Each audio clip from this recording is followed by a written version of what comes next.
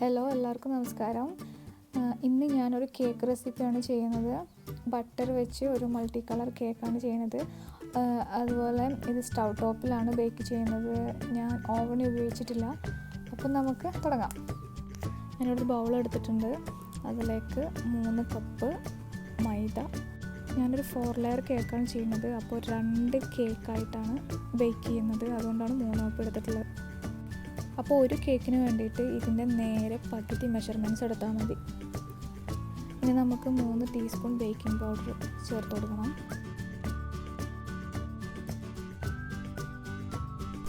ഇനി 1/2 teaspoon baking soda, പിന്നെ ഒരു 1/4 ടീസ്പൂൺ ഉപ്പ് ഇതും കൂടെ ചേർക്കാം. ഇനി ഈ ഡ്രൈ ഇൻഗ്രീഡിയൻസ് എല്ലാം കൂടെ നന്നായിട്ടൊന്ന് അരിച്ചെടുക്കുകയാണ്. 2-3 വട്ടം നമുക്കിങ്ങനെ അരിച്ചെടുക്കാം. നന്നായിരിക്കും. നമുക്ക് പറ്റുന്നിടത്തോളം ചെയ്താൽ മതി. മിനിമം ഒരു വട്ടം എന്തായാലും ചെയ്യണം.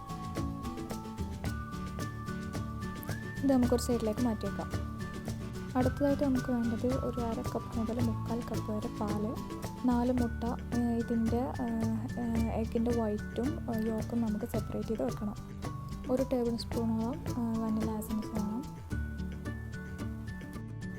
2 കപ്പ് പൊടിച്ച പഞ്ചസാര. ഞാനൊരു ബട്ടർ കേക്കാണ് ചെയ്യാൻ പോണത്. അപ്പോൾ ഇതിലേക്ക് ഞാനൊരു 250 ഗ്രാം റൂം ടെമ്പറേച്ചറിലുള്ള ബട്ടർ എടുക്കണം. അത് നമുക്കൊരു ബൗളിലേക്ക് ഇടാം. ഇത് നന്നായിട്ട് ബീറ്റ് ചെയ്ത് നല്ല സോഫ്റ്റായിട്ട് വരണം. അതിന് ശേഷം നമ്മൾക്ക് ബാക്കി ഇൻഗ്രീഡിയൻസ് ചേർക്കാം.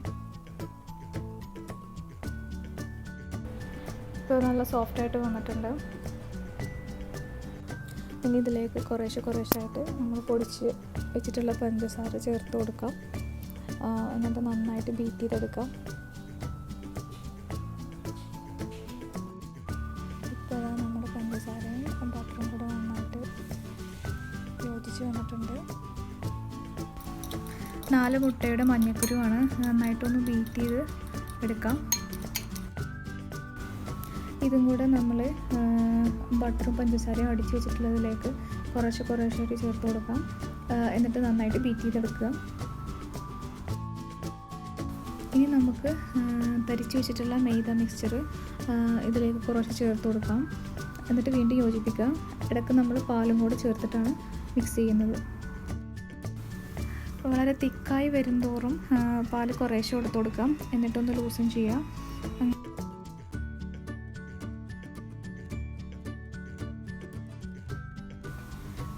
ഇതിൽ കാണുന്നത് പോലെയുള്ള ഒരു ടൈറ്റ് ബാറ്ററാണ് നമുക്ക് കിട്ടുക. ഇത് നമ്മളിനി എഗ് വൈറ്റ് ബീറ്റ് ചെയ്ത് ഫോം ആക്കിയിട്ട് നമ്മളതിൽ ചേർക്കും. നന്നായി പതപ്പിച്ചെടുത്തിട്ടുള്ള എഗ് വൈറ്റാണ്. എത്രയും ഫോം ആക്കാൻ പറ്റുന്നോ അത്രയും നല്ലത്. ഇതിന് 2 ബാച്ചായിട്ട് നമ്മൾ ഈ ബാറ്റർക്ക് ചേർത്ത് കൊടുക്കുകയാണ്. സ്പാച്ചുല മാത്രമേ ഉപയോഗിക്കാവൂ. ഇനി ബീറ്റർ ഉപയോഗിക്കരുത്. എന്നിട്ട് നന്നായിട്ട് യോജിപ്പിച്ചെടുക്കുക. ഇതാണ് ബാറ്ററിൻ്റെ പാകം. ഒരുപാട് ലൂസാവാനും പാടില്ല, ഒരുപാട് തിക്കാവാനും പാടില്ല. ഇനി വനില എസൻസ് ചേർത്ത് കൊടുക്കാം. അങ്ങനെ നമ്മുടെ കേക്ക് ബാറ്റർ റെഡി ആയിട്ടുണ്ട്. ഈ ബാറ്ററിനെ ഞാൻ 5 പാർട്ടാക്കിയിട്ട് മാറ്റിയിട്ടുണ്ട്. 5 ബൗളിൽ ഞാൻ 5 കളർ യൂസ് ചെയ്തിട്ടുണ്ട്. എല്ലാത്തിനും പകുതി വീതം എടുത്തിട്ട് ഒരു കേക്ക് ടിന്നിലേക്ക് ഒഴിച്ചു കൊടുക്കുകയാണ്. ബട്ടർ പേപ്പർ വെച്ച് ഗ്രീസ് ചെയ്തിട്ടുള്ള ടിന്നിലേക്കാണ് ബാറ്റർ ഒഴിച്ചത്.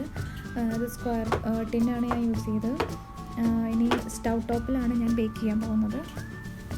താഴെ ഉപ്പിട്ട് അതിന് മേലെ ഒരു സ്റ്റാൻഡും വെച്ചിട്ട് 5 മിനിറ്റ് പ്രീ ഹീറ്റ് വെച്ചിട്ടുള്ള ഒരു തട്ടിലേക്ക് ഞാൻ ഇറക്കി വെച്ചിട്ടുണ്ടത്. മീഡിയം ടു ലോ ഫ്ലെയിമിൽ ഒരു 40 to 45 മിനിറ്റ് നമുക്കത് ബേക്ക് ചെയ്യണം.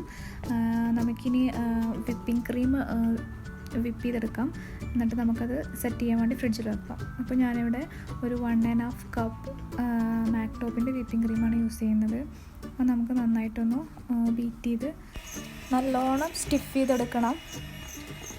ഇതിപ്പോൾ സ്റ്റിഫായി വന്നിട്ടുണ്ട്. ഇനി നമുക്കിത് ഫ്രിഡ്ജിലേക്ക് മാറ്റി വെക്കാം. എന്നിട്ടൊന്ന് തണുത്തതിന് ശേഷം ഐസിങ് ചെയ്ത് തുടങ്ങാം.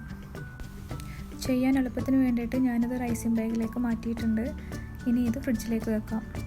റെയിൻബോ കളർ കേക്ക് ചെയ്യണമെന്നായിരുന്നു. അത് ബേക്കായി വന്നപ്പോൾ ഒന്ന് കളർ സ്പ്രെഡായി. അപ്പോൾ അത് ഇപ്പോൾ പെർഫെക്റ്റായിട്ട് വന്നിട്ടുണ്ട്. ഇനി നമുക്ക് തണുത്തിട്ട് 2 സ്ലൈസായിട്ട് മുറിക്കാം. അതുപോലെ ഒരു സെക്കൻഡ് ബാച്ച് ഞാൻ ബേക്ക് ചെയ്യാൻ പോവുകയാണ്. സെയിം 40 to 45 മിനിറ്റ് തന്നെ വെച്ചിട്ട് ബേക്ക് ചെയ്തെടുക്കാം. 2 കേക്കും ബേക്കായി വന്നിട്ടുണ്ട്. അങ്ങനെ 4 സ്ലൈസായി മാറ്റിയിട്ടുണ്ട്. ഇനി നമുക്കിത് ഐസിങ് ചെയ്ത് തുടങ്ങാം. ഷുഗർ സിറപ്പിൽ അരമുറി നാരങ്ങ കൂടെ പിഴിഞ്ഞ് ചേർത്തിട്ടുണ്ട്. നല്ല സ്ട്രോങ് ഫ്ലേവർ കിട്ടാൻ വേണ്ടിയിട്ടാണ്. ഇനി ഇതിങ്ങനെ കേക്ക് ഒന്ന് നനച്ച് കൊടുക്കാം. എന്നിട്ട് അതിന് മുകളിലായിട്ട് ഐസിങ് വെച്ച് തുടങ്ങാം. വിപ്പിംഗ് ക്രീം വെച്ചു. ഇനി അതിൻ്റെ മേലെ അടുത്ത ലെയർ വെക്കുകയാണ്. ഇതും അതേപോലെ ഷുഗർ സിറപ്പൊന്ന് നനച്ച് കൊടുക്കാം. ഇത് ഫൈനൽ ലെയറും വെച്ചു. പിന്നെ അതിൻ്റെ മേലെ വിപ്പിംഗ് ക്രീം തേച്ച് കൊടുത്തു. അപ്പോൾ മുഴുവനായിട്ടും ഐസിങ് ചെയ്തെടുത്തു. ഇനി ഞാൻ എൻ്റേതായ രീതിയിലൊന്ന് ഡിസൈൻ ചെയ്യാണ് ഐസിങ് വെച്ചിട്ട് തന്നെ. അപ്പോൾ ഇനി അവസാനം ഉള്ള കേക്ക് ഞാൻ കാണിക്കാം. അപ്പോൾ ഇതാ ഫൈനൽ കേക്കാണിത്. ഡെക്കറേഷനെല്ലാം കഴിഞ്ഞിട്ടുണ്ട്. എൻ്റെ മോന് ബർത്ത്ഡേക്ക് വേണ്ടി ചെയ്തതായിരുന്നു. ഇതിൻ്റെ മുകളിൽ ഒരു ബെസ്റ്റ് വിഷസും കൂടെ എഴുതണം. അതും കൂടെ കഴിഞ്ഞ് കഴിഞ്ഞാൽ നമ്മുടെ കേക്ക് കംപ്ലീറ്റ് ആയി. അപ്പോൾ വീഡിയോ കണ്ട എല്ലാവർക്കും താങ്ക്സ്. എല്ലാവരും എന്നെ സപ്പോർട്ട് ചെയ്യണം.